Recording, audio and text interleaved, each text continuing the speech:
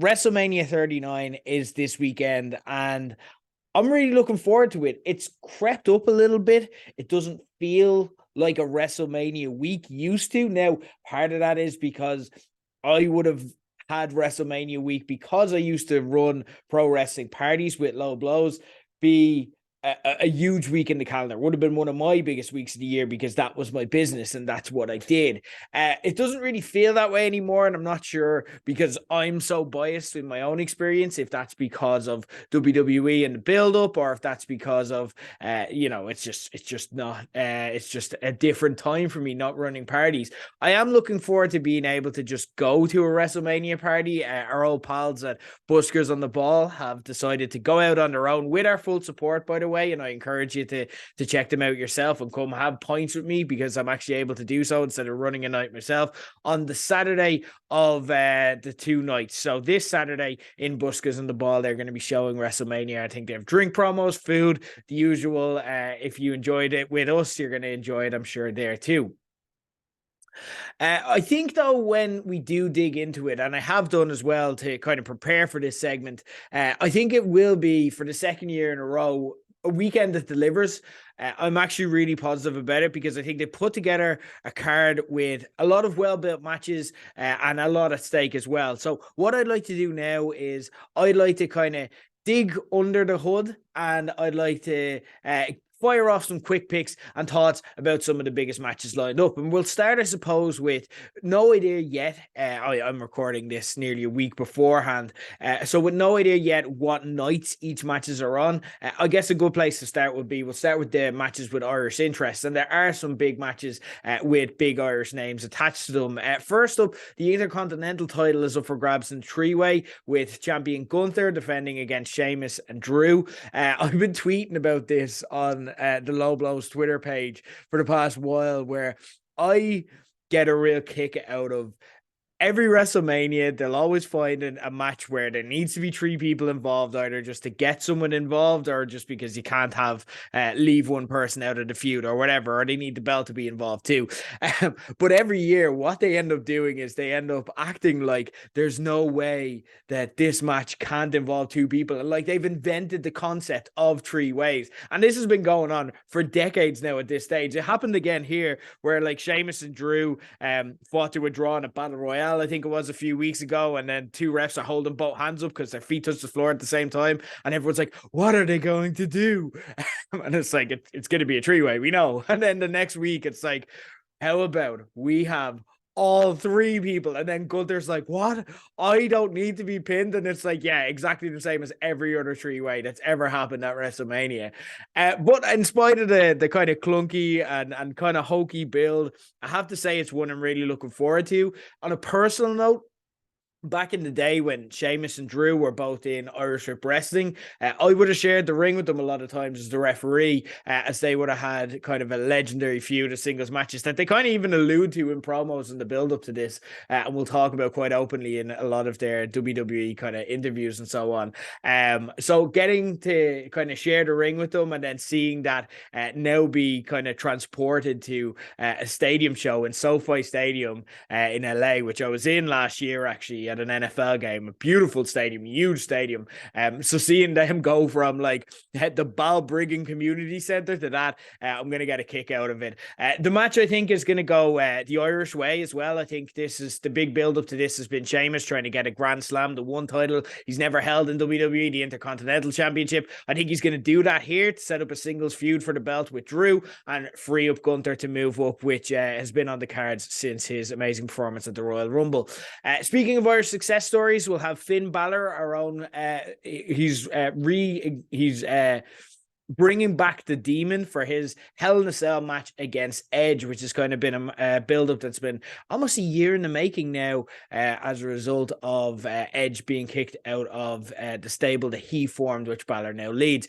Really hoping for a Balor win here, as it would be amazing to get him have a much-deserved WrestleMania win, which Edge doesn't really need at this stage. But I think it's going to be like Edge and Taker, their Hell in a Cell match, I think at WrestleMania 24 it was, where he's in the Edge role of getting the rub by being in the match itself against a legend who ultimately wins. And I'd say head says Edge, heart says Balor, so I think Edge is going to win. And the last Irish contingency is Becky Lynch. Live my puberty dream and form a three-way team with Lita and Trish Stratus for a six-man tag against Damage Control.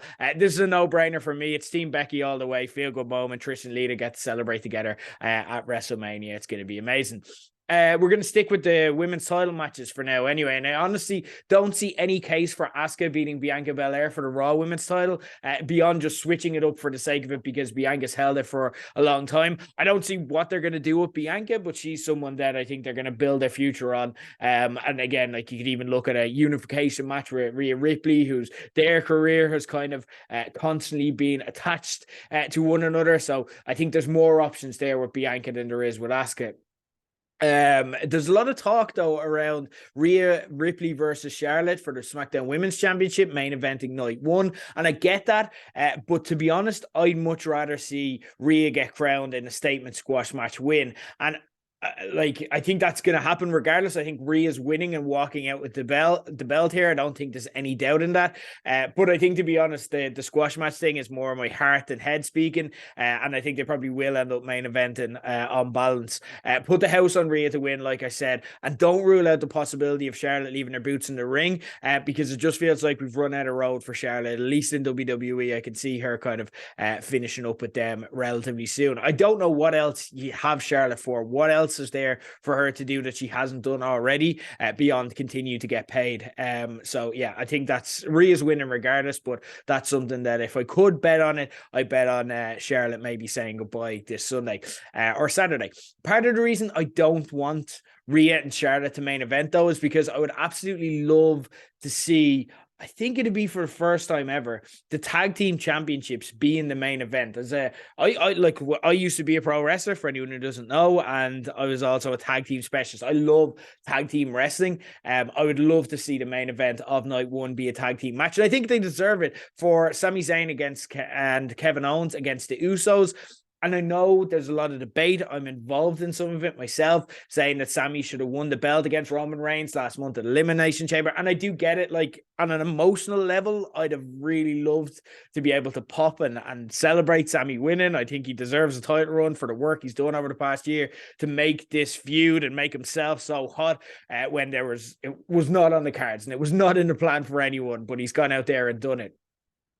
But I am happy with where we've ended up because, and I know, again, my old podcast co-host, Corporate Keane, who I was hoping to be able to have on, but he's really busy with some really exciting real life stuff. So we'll have to save that debate for another time in another place.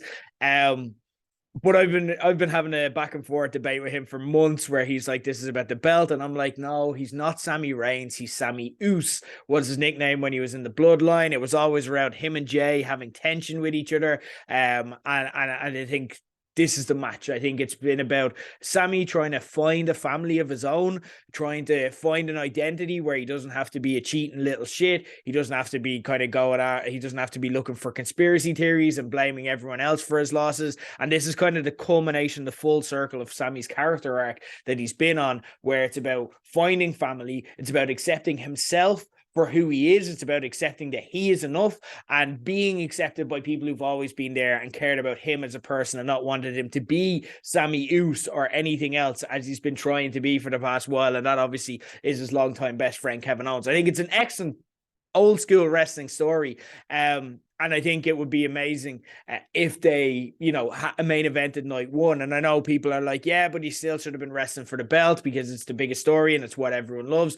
But again, main event at WrestleMania is no small thing. I don't think everything needs to be for the belt, and I don't think something doesn't matter just because it's not for the WWE Championship. I think that's just a thing we've told ourselves. And I think this does matter, and I think it's a big deal. I think, look, him and Kevin Owens are winning here. It's been a really long Usos title reign. We are ripe for a change. And again, like even just having one of them turn on the other, I think we've seen that before. So let's have them win, a feel-good moment. What I would like in the last week of build is I'd like if there was some kind of stakes added to this that made it a bit more unpredictable, like either the Usos have to split up or they have to leave the bloodline. I think they need to make it unpredictable. So we might think, what if the Usos win, and what are the stakes if the Usos win? What does that look like? Just to kind of give it a bit of unpredictability. Speaking of predictability, let's talk about John Cena versus Austin Theory. The build around this is like, is Austin Theory the next guy? Is he the next in line? Like when you look at kind of the guys in the 21st century WWE, of John Cena, now you've got Roman Reigns. Is Austin Theory the next guy? And part of the feud has been John Cena saying the quiet part loud, where he's like, I don't think you have it because I don't think you found yourself, and this and that and the other, which is, I think, what a lot of fans think, as well as just being generally uncomfortable by Austin Theory. He seems like a bit of a creepy guy in general.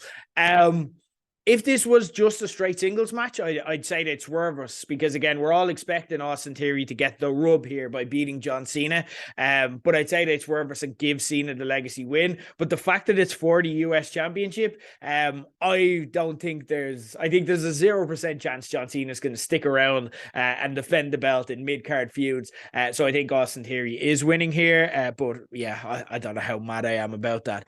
The next one, this isn't a controversial take, but I think Logan Paul versus Seth Rollins is going to be the best match of the weekend, and I think they're going to nail it. I think Logan is winning here just because that tends to be what happens with celebrities at WrestleMania by default, unless they have something clever, a clever way of doing something else where they still kind of come out on top and save face. But it could go either way depending on their plans, because Logan Paul isn't just a celebrity. He kind of is more of a part-time actual WWE contacted wrestler. So you wouldn't know how it'd go. They may set up a feud and have Rollins win the first one or whatever. But I think either way, I think it's going to be one we're going to enjoy and be talking about afterwards.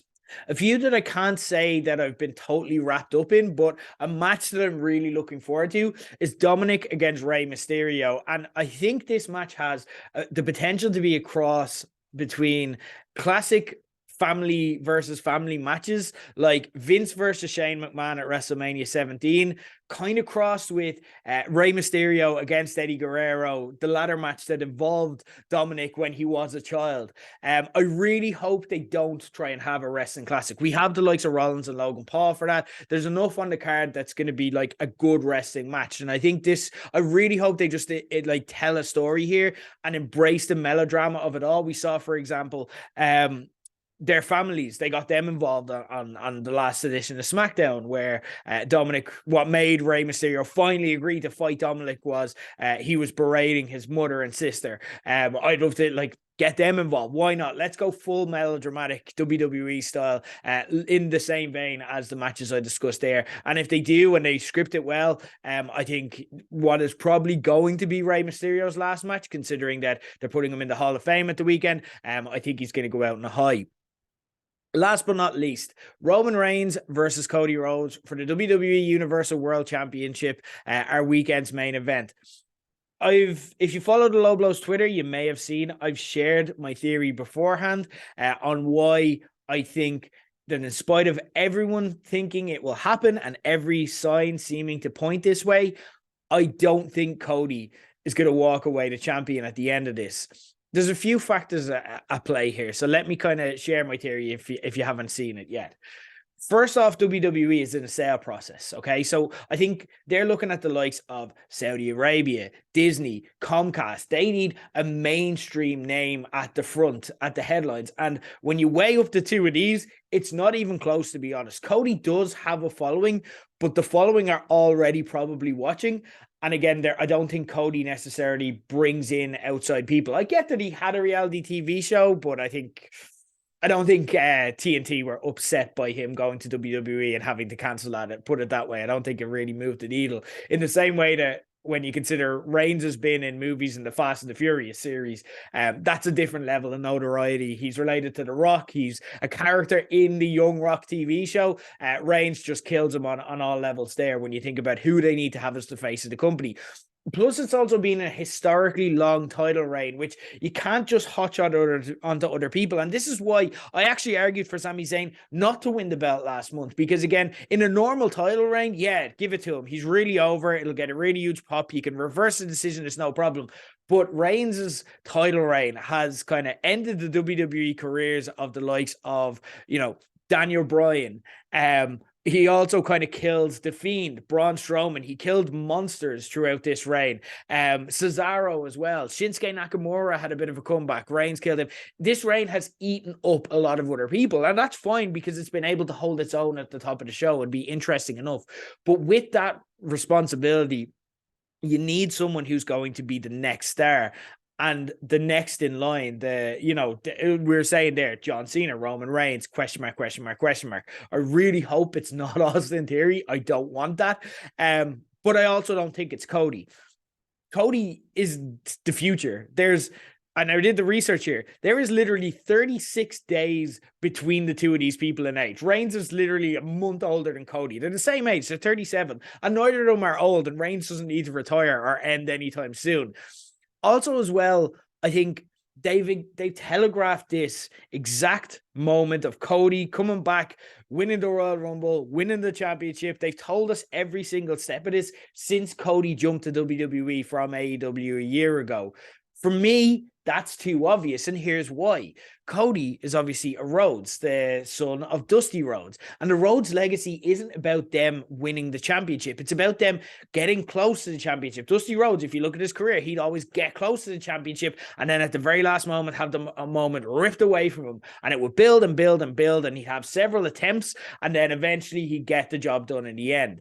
If Cody does it the first time around, the story they're telling us is that, like, again, fair enough, I understand not wanting his identity to be tied up in what his dad's was, and he doesn't need to be either, but it just says, like, oh yeah, no, like, I'm better than my dad wasn't shit, you know what I mean? So if you're going for the Rhodes legacy, and that has been a huge build-up in this match, Dusty is kind of name-checked in pretty much every promo that the two of them have.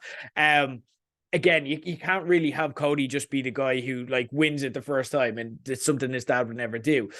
And besides, again, you may ask, who is that future? If not Cody, who is the guy that beats Roman for the championship? Well, what storyline are we witnessing? What is Cody trying to do here and finish off the weekend by doing? Breaking up the bloodline, Roman Reigns' stable.